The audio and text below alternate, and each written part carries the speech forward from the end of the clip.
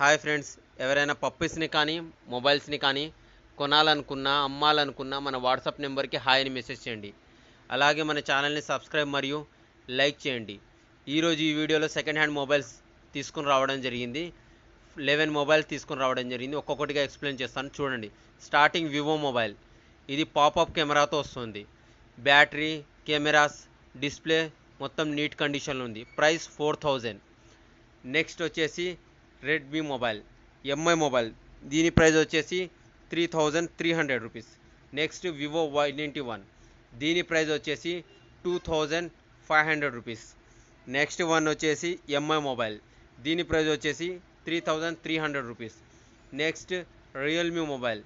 దీని ప్రైస్ వచ్చేసి only 2800 rupees.